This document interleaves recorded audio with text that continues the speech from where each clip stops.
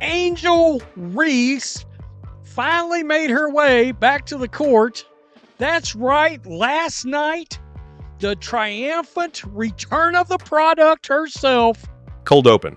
A packed graphic flashes "Welcome back, Barbie" in hot pink, and 12 seconds later, the only clip anyone shares is a chase-down rejection that detonates across Twitter. That's the entire night in one frame. Hype meets hardwood, and the hardwood wins. So here's the question that matters. Funny, a lot of questions going on out there around Angel the last month or so. Like, what in the bleep is going on? Exactly, why aren't you playing in games? We heard it was a back injury. Did Angel Reese's comeback change anything for Chicago besides the social feed?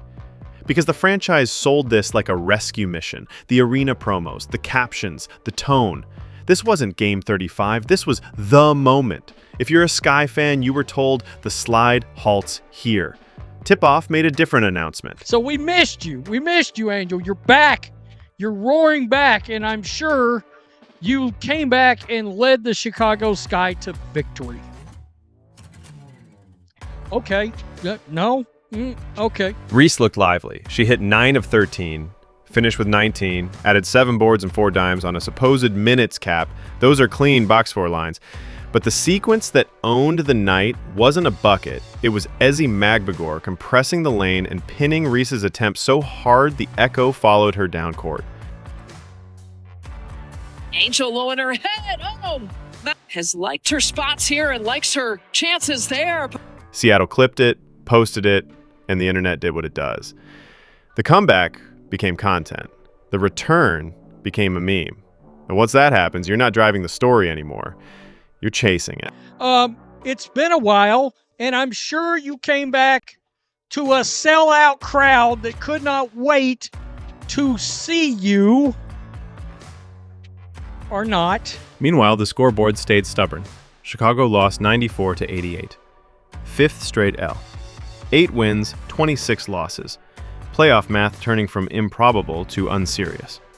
Whatever glow the press release promised evaporated in the final 2 minutes, when Winning Time asked for answers and got silence. Let's rewind, because the context is the plot. Reese didn't simply rejoin a team. She re-entered a narrative vacuum. A month of absence, a back issue reported, but details thin. Coaches saying, that's her story to tell. Reese herself framing it as time to learn about myself. For supporters, that's a mental reset. For critics, it was timing that felt too convenient during a skid. And the silence from the organization, that's the oxygen conspiracy theories inhale. Quitting again? It appears you're quitting again just because your team not good. Just like rookie year, once you realized you stood no chance to win rookie of the year, you quit. You're quitting unrivaled. It looked like it was happening again. But look what we have here. Look what we have here. Angel Reese has been found.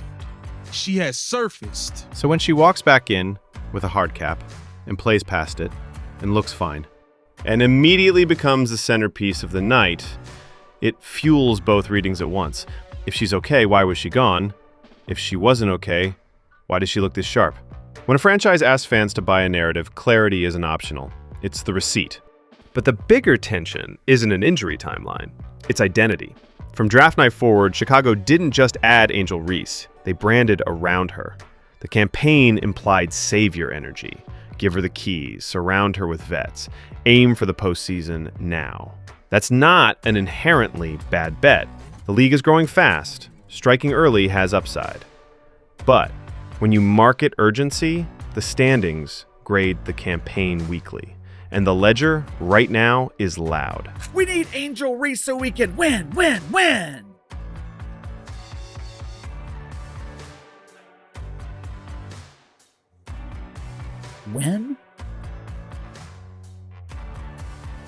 Since when has Angel Reese contributed to winning?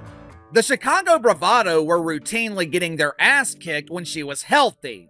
Outside of the female Suns from Connecticut who seem to be losing intentionally, the Chicago Bravado are the worst team in the league. Look at the product.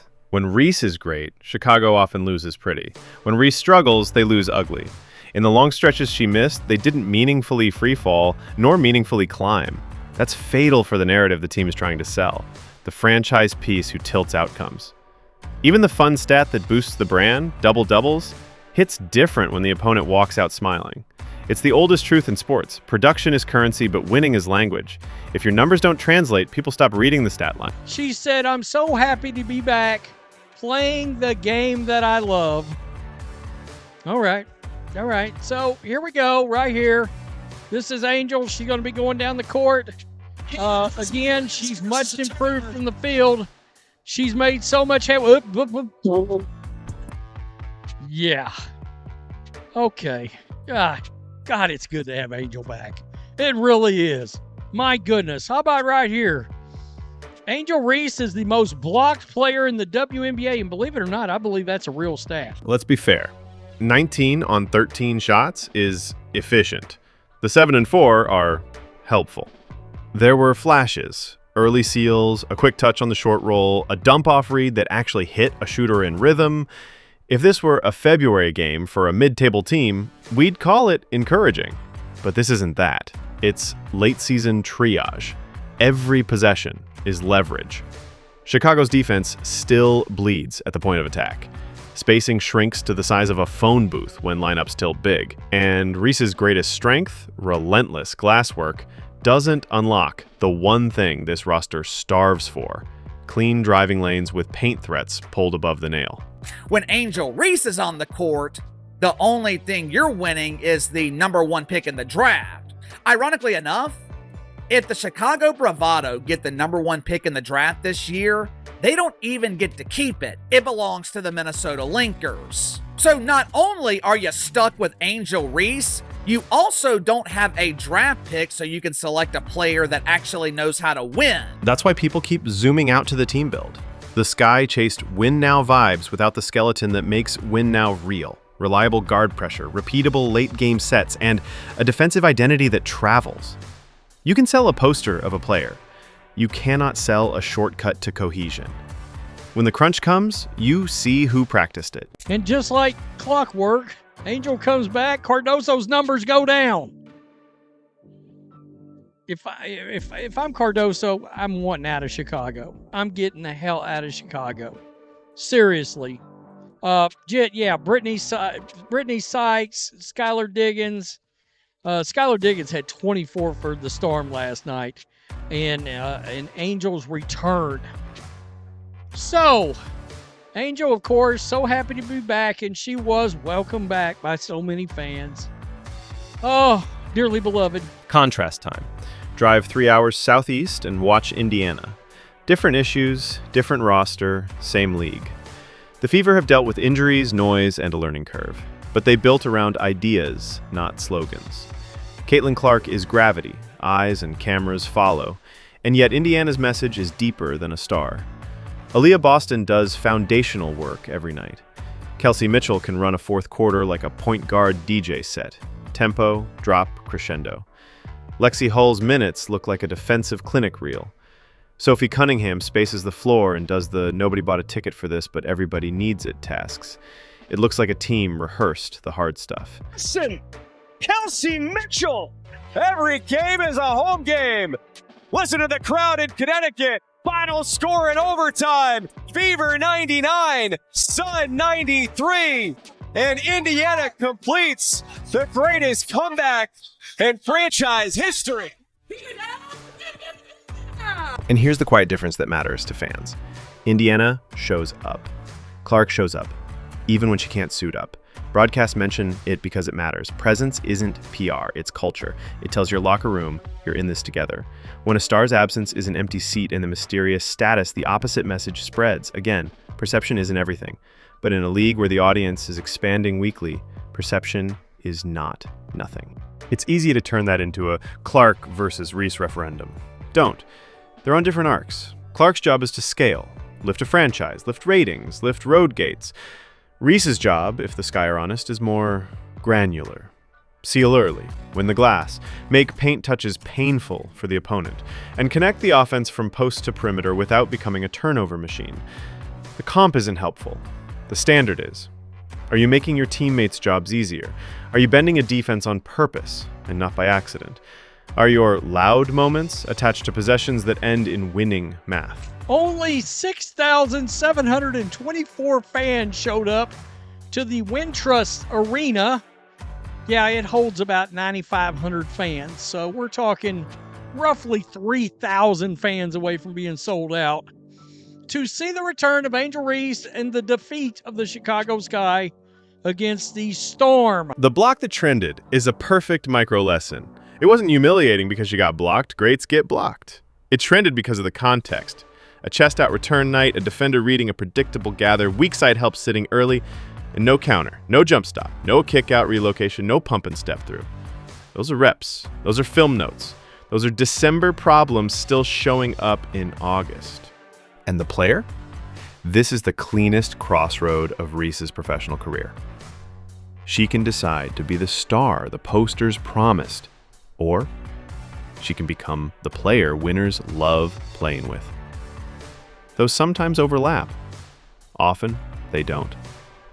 The first is about volume. The second is about edges. Lower turnover rate, improved free throw percentage, quicker reads versus the nail help, a counter when the rim protector loads up.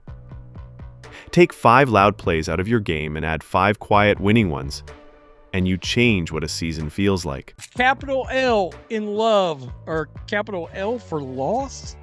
Maybe? I don't know. I mean, so many people were happy. Reese report, so happy. You made so many people happy tonight. You made so many people that squeezed in just a mere 3,000 people short of selling out the arena.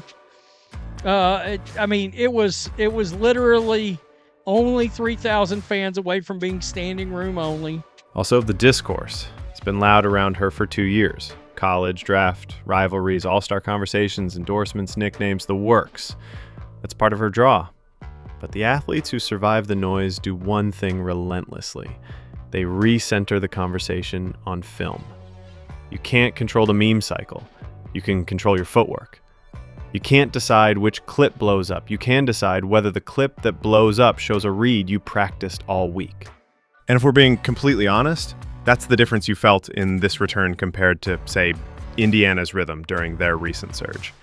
The Fever's big nights didn't feel like a one-player PR blast. They felt like incremental steps people could point to. The Boston seal that punished a switch, the Mitchell 2-for-1 that stole a possession, the Clark skip pass that made a corner shooter feel seen. That's why their games hum. It's not only celebrity, it's choreography. But it seems like once she made the All-Star game, she said, that's it. I've done what I had to do. I don't need to stick around for all this losing. She's been saying her back hurts. Nobody knows anything about the injury. Nobody knows. Nobody knows. Nobody knows. So where does this leave Chicago?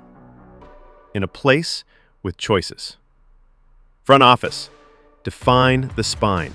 Is your identity defense first with length or pace and space with decision makers? Pick one and recruit to it.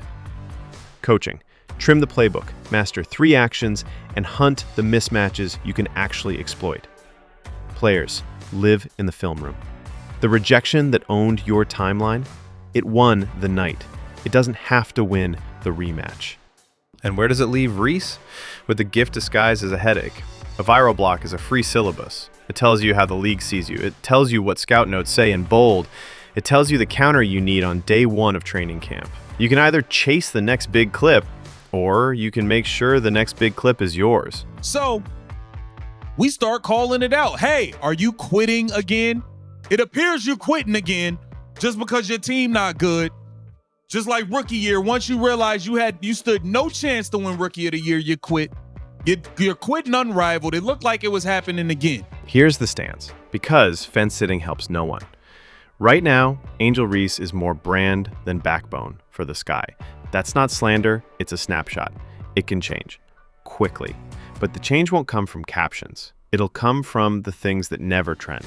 Better angles on seals, early screens to create deep catches, hitting the weak side cut before the help arrives, finding a 2-woman game that Chicago can run blindfolded. Do that, and the next welcome back won't need a pink banner. The crowd will write it for you.